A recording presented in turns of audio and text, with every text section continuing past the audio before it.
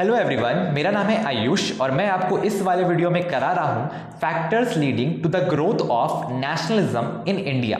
ठीक है, तो सबसे पहले हम लोग जान लेते हैं कि हम लोग इसको 2025 और 2026 के हिसाब का जो सिलेबस है आईसीएसई बोर्ड का, मैं उसके हिसाब से इसको पढ़ा रहा हूं। मतलब जो जो इसके बोर्ड्स एग्जाम्स में आने वाला है उन सभी टॉपिक्स को हम लोग कवर करेंगे।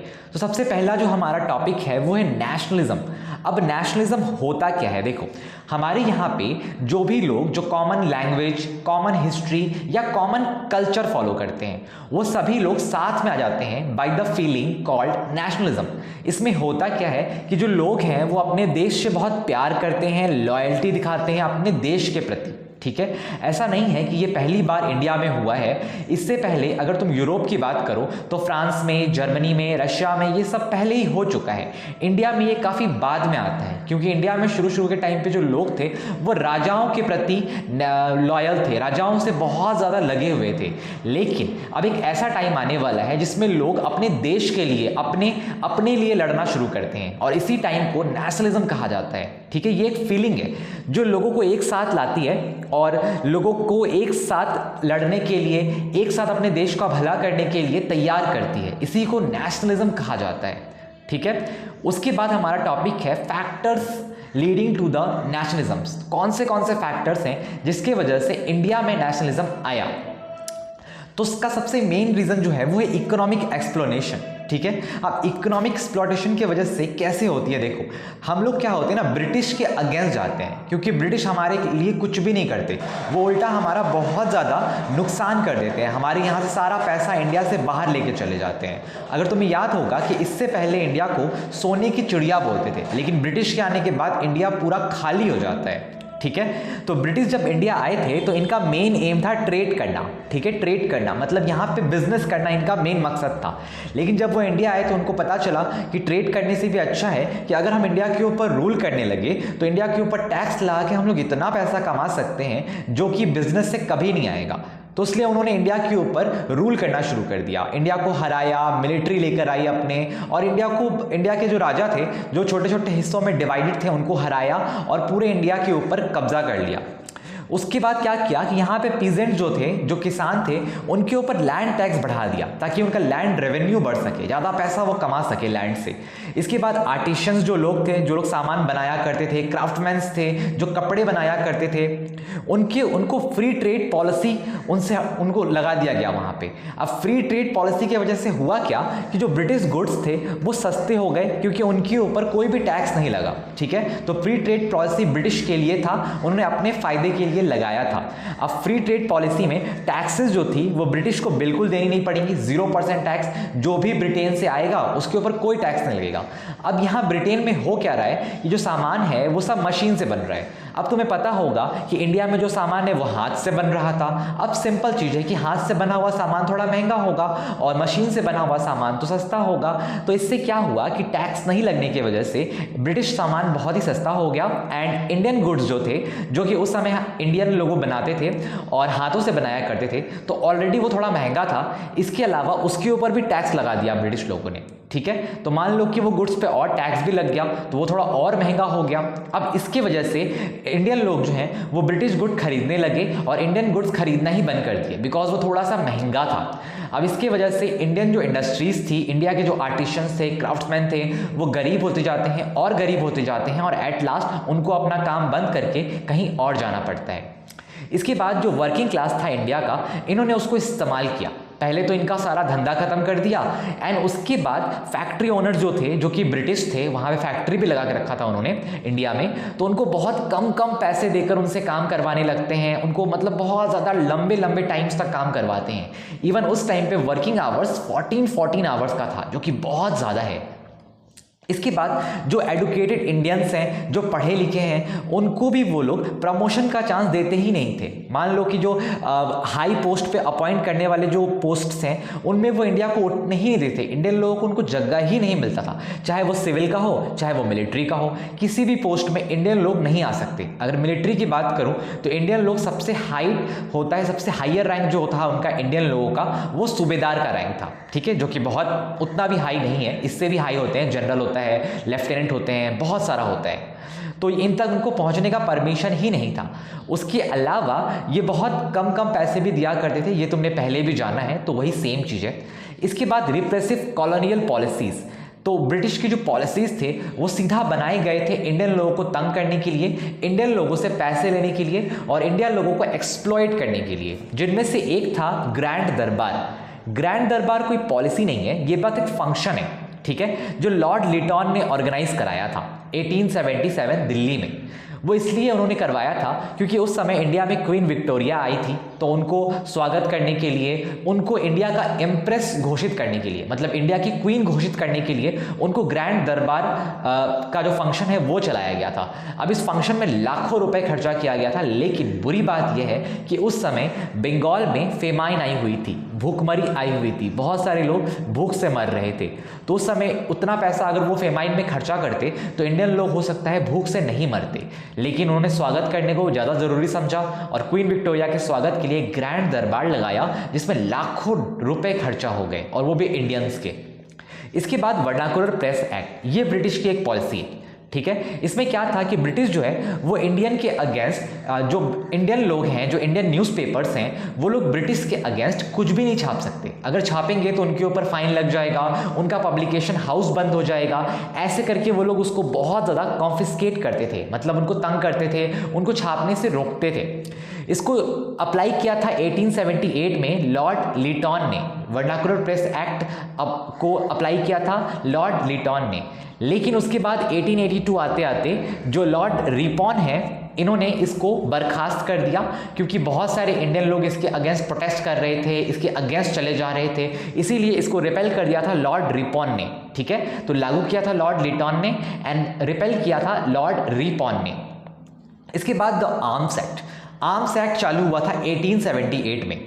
इसमें इंडियन लोगों को परमिशन नहीं था कि वो किसी भी तरह का हथियार रख सके, किसी भी तरह का, इवन चाकू भी जो होता है ना, वो भी इंडियन लोगों को रखने का कोई अधिकार नहीं था।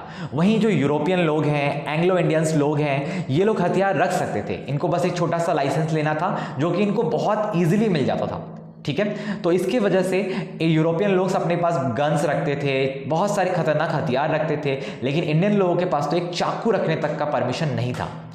इसके बाद इंडियन सिविल सर्विस एग्जाम, जैसे हमारे यहाँ पे अभी यूपीएससी का एग्जाम होता है ना, वैसे ही उस समय इंडियन सिविल सर्विस का एग्जाम था। उसमें जो मिनिमम एज थी पहले तो 21 ईयर था, लेकिन उसको बाद में कम करके 18 ईयर में ला दिया गया। अब तुम सोचो कि यूपीएससी जैसा टफ एग्जाम क्या इंडियन लोग 18 ईयर की उम्र में पास कर पाएंगे, जो कि बहुत हार्ड था, और ब्रिटिश भी यही चाहते थे कि इंडियन इसको पास ना कर पाए। उसके बाद इंपोर्ट ड्यूटीज इन्होंने हटा दिया था, removal of import duties on British goods. इसका फायदा उनको ही मिला, इससे जो ब्रिटिश गुड्स हैं वो बहुत सस्ते हो गए एंड इजीली वो इंडिया में चीप रेट पर मिलने लगे। अब इंडियन लोग क्या करेंगे, चीप रेट पे मिलने की वजह से उसी को खरीदेंगे। तो ऐसे करके उन्होंने इंडियन इंडस्ट्री को ख़त्म किया।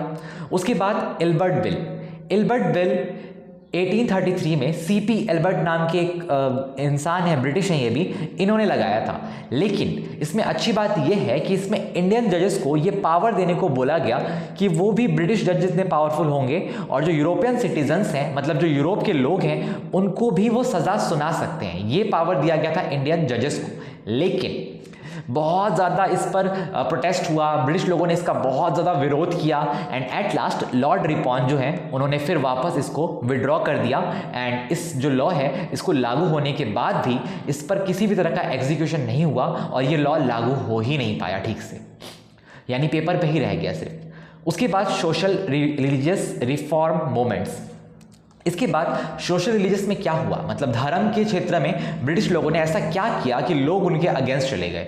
तो सबसे पहला है वेस्टर्न एजुकेशन इम्पोज कर दिया। अब वेस्टर्न एजुकेशन आने की वजह से इंडियन लोग जो हैं वो डेमोक्रेसी, इक्वालिटी, लिबर्टी, इन सब के बारे में इंडियन लोग जो हैं वो पढ़ने लगते हैं, ठीक है। ये सब फ्रेंच रिवॉल्यूशन से आया होता है इंडिया में, तो इनके बारे में इंडियन लोग जानना शुरू करते हैं। इससे पहले इंडियन लोगों को पता भी नहीं था कि ये लोग जो हैं इनके ऊपर रूल किया जा रहा है, ये लोग गुलाम बने हुए हैं, ठीक है। इसके अलावा इन्होंने धर्म के लिए क्या किया था, तो जो सती प्रथा होती है जिसमें जो वुमेन जिसका पति मर जाता था उसको जला दिया करते थे उसके साथ ही, उसके डेड बॉडी के साथ ही, तो उन वुमेन्स को जला देने की वजह से ये बहुत ही बुरी थी जो हमें आज लगती है, लेकिन उस समय ब्रिटिश ने इसको अबॉलिश किया जो कि एक अच्छी चीज़ है, लेकिन उस समय के इंडियंस को ये अच्छा नहीं लगा था। उसके अलावा विडो रीमैरिज एक्ट पास करवा दिया जिसमें जो विडोज लोग हैं उनकी भी शादी हो सकती है, मतलब दोबारा शादी हो सकती है। इंडियन लोग विडो रीमैरिज को नहीं मानते थे, तो इसके वजह से इंडियन लोग थोड़े गुस्सा हो गए। ड्रिंक वाटर बैथून नाम के एक इंसान थे जिन्होंने सती प्रथा को अबॉलिश किया था। ये सिलेबस में नहीं है, ऐसे ही मैंने पढ़ा दिया जानने के लिए। इसके साथ उन्होंने क्रिटिसाइज किया अनटचेबिलिटी को। इंडिया में उस समय अनटचेबिलिटी थी, मतलब जो छोटे जाति के लोग थे उनको छूते नहीं थे, ठीक है, उनको खराब मानते थे, अछूत मानते थे। और कास्ट सिस्टम था इंडिया में। उस समय इंडिया में 4 कास्ट थे, ब्राह्मण, क्षत्रिय, वैश्य एंड शूद्रास। तो इस तरह से जो कास्ट सिस्टम था, तो जो हायर कास्ट के लोग थे वो लोअर कास्ट के लोगों से कांटेक्ट में नहीं जाते थे। उसके बाद बहुत सारे ऐसे रिफॉर्म्स जो इंडियन लोगों ने भी किया है, जैसे स्वामी दयानंद सरस्वती, स्वामी विवेकानंद, इन्होंने जो इंडियन सिटीजन्स हैं इनके सुप्योरिटी को वापस लाने के लिए काम किया था। तो ब्रिटिश लोगों ने क्या किया था ना, गेम खेला था। इंडियन लोगों के ऊपर रूल करने के लिए उन्होंने इंडियंस को इन्फीरियर बताया कि इंडियन लोग जो होते हैं वो जंगली होते हैं, आज भी वो लोग लकड़ी से अपना ब्रश करते हैं, टूथपेस्ट इस्तेमाल नहीं करते, सोप इस्तेमाल नहीं करते, ऐसे करके। और इंडिया के जो बड़े बड़े हिस्ट्री के जो लोग थे, वॉरियर्स थे, उनको खराब बोल के उनको बताया कैसे उनके ऊपर रूल होने लगा था। इस तरह से उन्होंने इंडियन लोगों को इन्फीरियर बना दिया, बहुत ही छोटा घोषित कर दिया। लेकिन फिर बाद में स्वामी दयानंद सरस्वती, स्वामी विवेकानंदा, ये लोग आते हैं और फिर इंडिया का जो कॉमन कल्चर है, हिस्ट्री है, इन सबको साथ में लेके आते हैं और वेदास, इन सबको वापस पढ़ते हैं, इंडियंस को पढ़ने को बोलते हैं। और इससे इंडिया का जो सुपेरिटी है, मतलब इंडिया जो है वो भी एक बड़ा धर्म है, बड़ा कास्ट का है, इंडियन लोग भी महान काम कर सकते हैं, इस तरह का यकीन दिलाया इन्होंने। इसके बाद इन्होंने ये भी कहा था इंडिया फॉर इंडियंस, मतलब इंडिया जो है वो इंडियंस लोगों के लिए, इंडियंस लोग यहाँ पे रूल करेंगे। ब्रिटिश लोगों ने बोला था कि इंडियन लोग जो हैं वो रूल करने लायक ही नहीं है, ऐसा इन्होंने कहा था। इसके बाद इंडियन लोगों ने उस समय इंपॉर्टेंस ऑफ वुमेन्स पे जोर दिया। वुमेन्स को भी बोला कि आप लोग भी नेशनल मूवमेंट का हिस्सा बनो, प्रोटेस्ट में हमारे साथ चलो, ब्रिटिश के अगेंस्ट लड़ने में हमारा हेल्प करो, क्योंकि वुमेन्स बहुत ज़रूरी थी उस टाइम पे इंडियन लोगों के लिए, ठीक है। तो ये कुछ पॉलिसीज़ थे और ये कुछ इंडियन लोगों का रोल था, जिसकी वजह से इंडिया में नेशनलिज्म बढ़ा, बहुत बढ़ा, और इंडिया के सभी लोगों में अपने देश के लिए लड़ने के लिए, अपने देश के लिए आज़ाद करवाने के लिए लोगों के मन में एक भावना का जन्म हुआ, एक फीलिंग का जन्म हुआ। इसी को नेशनलिज्म बोला गया। इसके अलावा कुछ और फैक्टर्स हैं, बट हम लोग को ये नहीं पढ़ना, हम लोग को बस 3 ही पढ़ना है जो हमारे सिलेबस का पार्ट है, जिनमें ये नहीं पढ़ना है rediscovery of Indian past, influence of western education हमें नहीं पढ़ना, और role of press. Role of press हमें पढ़ना है, ये मैं आपको लास्ट में पढ़ाऊंगा, क्योंकि उससे पहले कुछ इंपॉर्टेंट चीज़ें पढ़नी है। उसके बाद हम लोग लास्ट में रोल ऑफ प्रेस को पढ़ने वाले हैं, तो समझ में वो अच्छा से आएगा। तो हम लोग को अब कंट्रीब्यूशन पढ़ना है राजा राम मोहन राय, ज्योतिबा फुले, इन लोगों का। तो सबसे पहले हम लोग राजा राम मोहन राय के कंट्रीब्यूशंस को पढ़ते हैं। तो राजा राम मोहन राय एक ग्रेट ह्यूमैनिस्ट थे और इनका मानना था कि सभी धर्मों को साथ रहना चाहिए, यूनिटी ऑफ ऑल रिलीजियस, इनका ये मानना था। इन्होंने एक बुक लिखी थी 1809 में जिसका नाम था गिफ्ट टू मोनोथिस्ट। मोनोथिस्ट का मतलब होता है एक भगवान को मानने वाले लोग, ठीक है। तो इन्होंने एक बुक लिखी थी। इसके बाद 1814 के टाइम में इन्होंने आत्मीय समाज का खोज किया था। आत्मीय समाज एक ग्रुप है, ठीक है, मान लो कि एक ऑर्गेनाइजेशन है या फिर एक ग्रुप है। इसमें क्या माना गया था कि इसमें हम लोग आइडल वर्शिप बंद करेंगे और कॉम्प्लेक्स रिचुअल्स जो होते हैं उनको खत्म कर दिया जाएगा, यानी जो मूर्ति पूजा होती है, यानी मूर्ति की जो पूजा होती है उसको बंद करने को इन्होंने कहा था। और जो कॉम्प्लेक्स रिचुअल्स होते हैं जैसे गाय दान करो, पंडितों को खाना खिलाओ, ये सब इन्होंने बंद करने को कहा था। इसके बाद 1828 में ब्रह्मो समाज का स्थापना हो गया, ठीक है। ब्रह्मो समाज भी एक ग्रुप है जिसमें बहुत सारे लोग उसका हिस्सा बनते हैं। एंड इसमें क्या चीज़ था, तो इसमें एक गॉड को फॉलो करना है, आइडल वर्शिप को बंद करना है, प्रेयर, मेडिटेशन, चैरिटी और यूनिटी ऑफ ऑल रिलीजियस के साथ हम लोग धर्म को पा सकते हैं, ईश्वर को पा सकते हैं। तो ईश्वर को पाने का रास्ता क्या बताया उन्होंने, प्रेयर, मेडिटेशन, चैरिटी और यूनिटी ऑफ ऑल रिलीजियस। इसके बाद 1829 में सती प्रथा को एबॉलिश करने में भी इन्होंने कुछ स्टेप्स लिए थे, इन्होंने भी सती का विरोध किया था। इसके बाद ये पॉलीगैमी के अगेंस्ट थे, चाइल्ड मैरिज के अगेंस्ट थे, कास्ट सिस्टम के अगेंस्ट थे। इन्होंने एक न्यूज़पेपर भी चालू किया था, ठीक है। उस न्यूज़पेपर का नाम था संवद कौमुदिनी। 1821 में ये चालू हुआ था और तुम्हें देखकर मालूम चली गया होगा कि ये एक बंगाली न्यूज़पेपर था। उसके बाद इन्होंने एक पर्शियन न्यूज़पेपर भी चालू किया था जिसका नाम था मिरात उल अखबार, ठीक है। इसके बाद इन्होंने कुछ पॉलिटिकल राइट्स भी मांगे थे।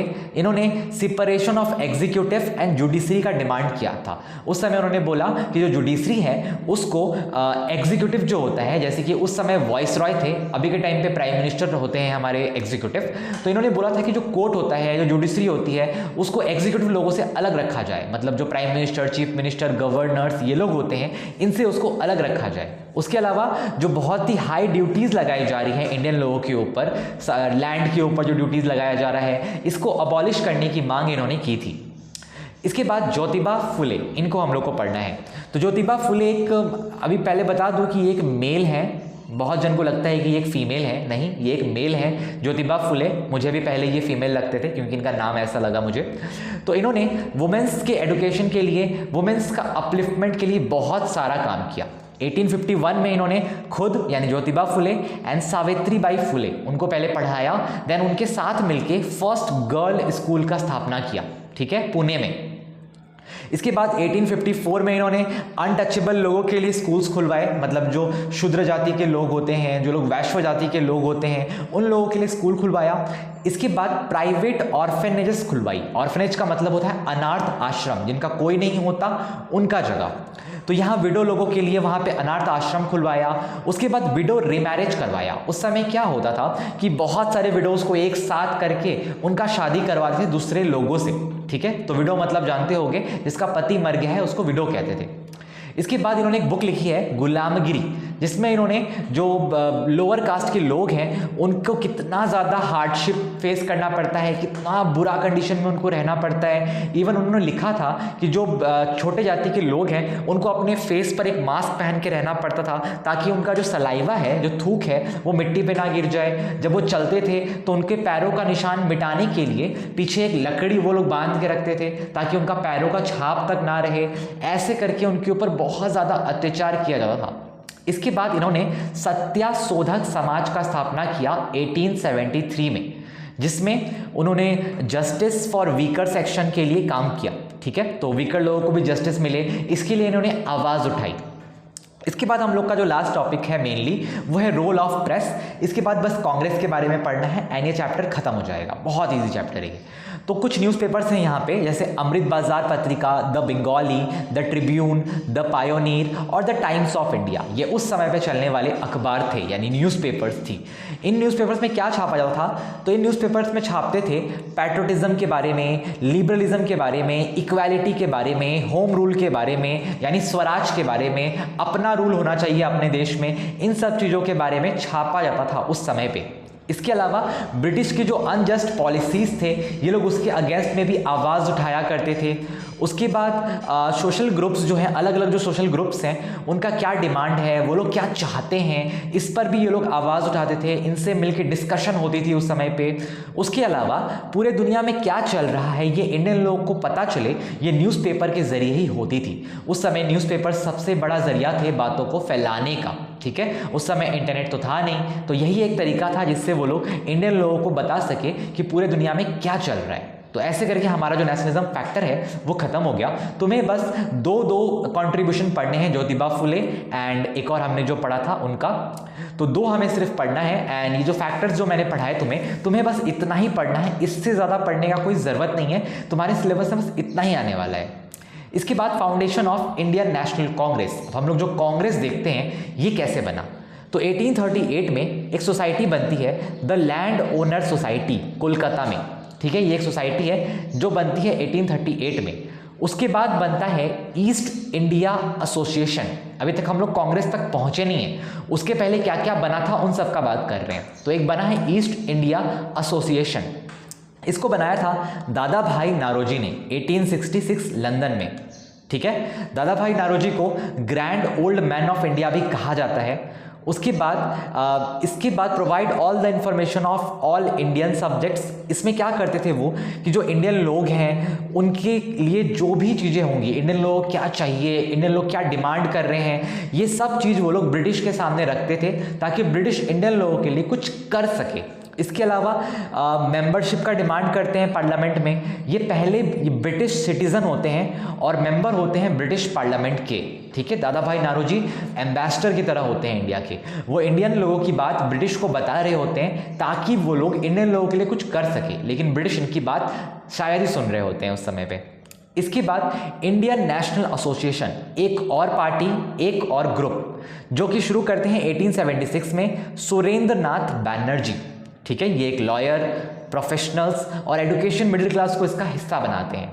इसमें ये क्या करते हैं कि पब्लिक ओपिनियन स्ट्रांग हो, लोगों का जो मोटिव है वो स्ट्रांग हो, इसके बाद इंडियन लोगों का यूनिटी हो, फ्रेंडली रिलेशन हो हिंदू और मुस्लिम्स के बीच में, और मास पार्टिसिपेशन हो। अगर किसी भी तरह का विद्रोह होता है तो किसी भी तरह का रिवोल्ट में सभी इंडियन लोग साथ में आ सके, सब कोई एक ही मकसद के लिए लड़ाई कर सके, इन सब पे ये लोग काम करते हैं, ठीक है। तो इसके लिए इस ऑर्गेनाइजेशन को बनाया गया था जिसका नाम था इंडियन नेशनल एसोसिएशन, ओके।